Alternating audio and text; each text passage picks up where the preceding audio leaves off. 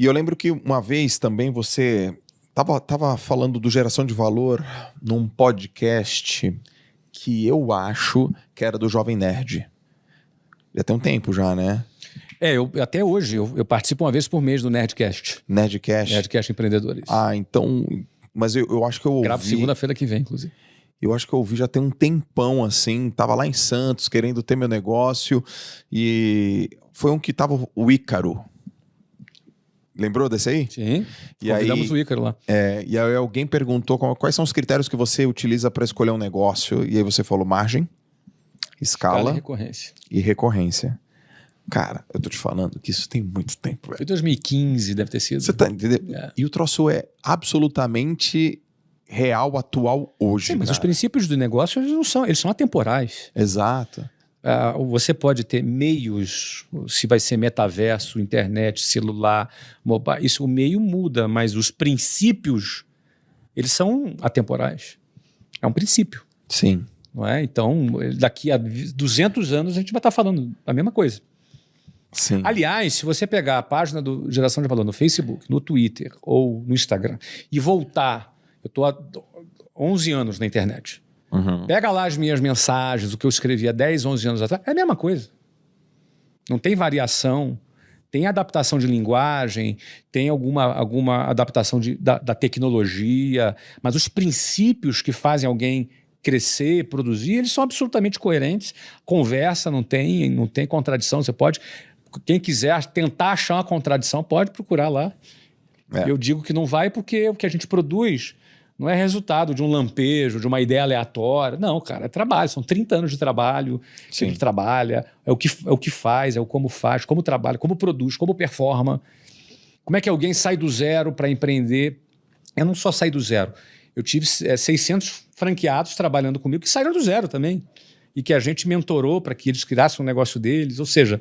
Esse é um ambiente que a gente está envolvido, por isso que quando a gente escreve e produz um conteúdo, ele tem uma consistência, porque o trabalho ele é consistente. Não é? Eu primeiro trabalhei, primeiro realizei, construí um negócio, só depois, 2 décadas depois, eu fui produzir algum conteúdo. Sim. Então esse conteúdo ele era espelho e reflexo desse trabalho de 20 anos. Perfeito. Mas o cara em 3 anos, de repente, apareceu. Não foi de repente, levou 31 anos, né? É um processo, né? Por isso que tem uma consistência na comunicação. Então deixa eu te fazer uma pergunta de princípio, já que você falou que é princípio. Você está há 30 e quanto tempo nas vendas? 31 anos. 31 anos na venda. 2 meses. Você consegue dimensionar quantos clientes únicos nessa jornada? Eita! Acho que mais de 1 milhão. Deve ter sido mais de 1 milhão. 1 milhão? Deve ter sido. Tá. 1 milhão. Assim, hoje ativos nós temos 400 mil clientes. Agora. Então, nesse momento, ativo 400 mil clientes. Então, sei, eu estou chutando aqui sem fazer conta, né? Com 31 anos nas vendas, com 1 milhão de clientes, com muita experiência, muito know-how, crises, momentos, dramas, você viu muita coisa acontecer. E o que você considera... Não, deixa eu melhorar a minha pergunta. Não é o que você considera... E o que você sabe que, independente do tempo, independente da crise, independente do business, que é uma coisa que toda pessoa tem que dominar do ponto de vista do cliente, que o cliente, sei lá, a empresa que dominar essa questão com o cliente, ela sempre vai ter um cliente satisfeito. Você fala no sentido da captação do cliente ou no sentido da retenção? Porque são duas coisas diferentes. Isso, vai nas duas. Porque na retenção é a parte mais operacional e na captação é você conquista de um cliente. Né? Quando você fala em vendas, é a prospecção.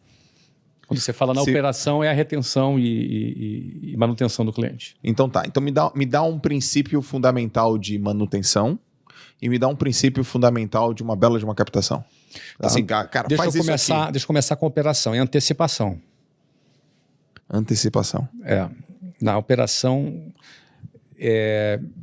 eu trabalho numa área que é difícil, cara. Por exemplo, você ensinar idiomas... Vamos lá, vou dar uma aula sobre liderança. Na primeira aula de liderança, o aluno, por exemplo, a gente tem algumas aulas de liderança no Meu Sucesso. Na primeira aula de liderança, o aluno sai da aula e ele aplica aquele princípio no trabalho dele e já tem resultado. Tá.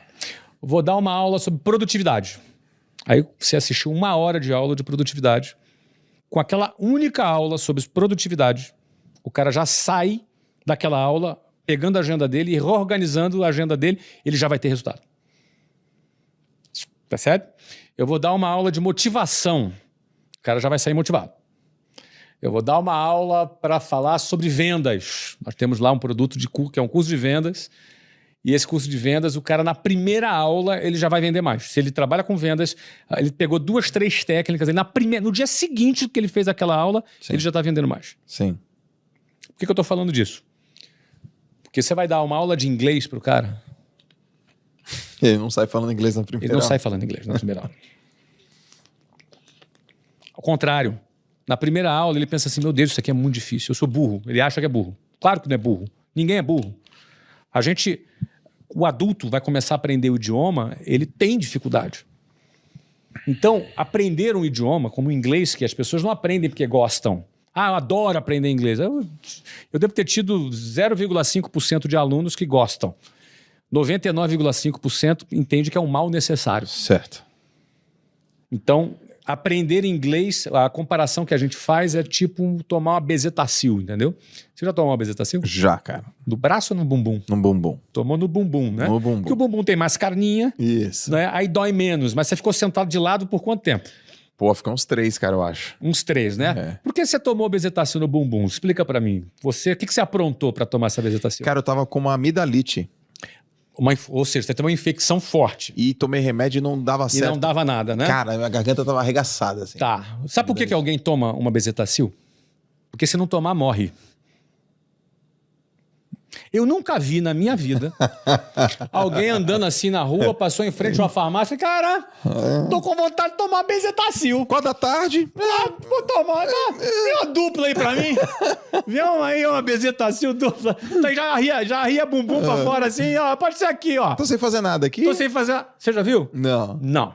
O cara só vai porque é um mal necessário. Não é isso? Sim. Você aprender inglês, cara. Aprender inglês, a maioria dos alunos vai porque é um mal necessário. Ele já entendeu que se não falar inglês, ele vai estar no grupo dos analfabetos universais. Se não falar inglês, ele tem muito menos oportunidade de crescimento na empresa dele. Se não falar inglês, ele está excluído de grande parte dos conteúdos da internet, os melhores, inclusive, conteúdos de Harvard, MIT, gratuitos, estão em inglês. Exatamente. Os filmes estão em inglês, um monte de podcast bacana que está em inglês. E aí, o cara que não fala inglês, ele está excluído disso. Então, ele pensa assim, não, eu preciso falar inglês. Então, não é uma coisa assim, tô afim de aprender inglês. Não, é um mal necessário. Sim. Então, esse cara, por que eu estou falando isso? Esse cara, ele vai postergar a vida inteira. E aí, ele perdeu uma oportunidade do trabalho. Aí, ele sentiu uma dor muito forte, ele vai lá aprender inglês. Esse cara, quando entra num curso de inglês, ele pensa em desistir, Joel, todos os dias. O trabalho de retenção de um aluno de inglês é violento.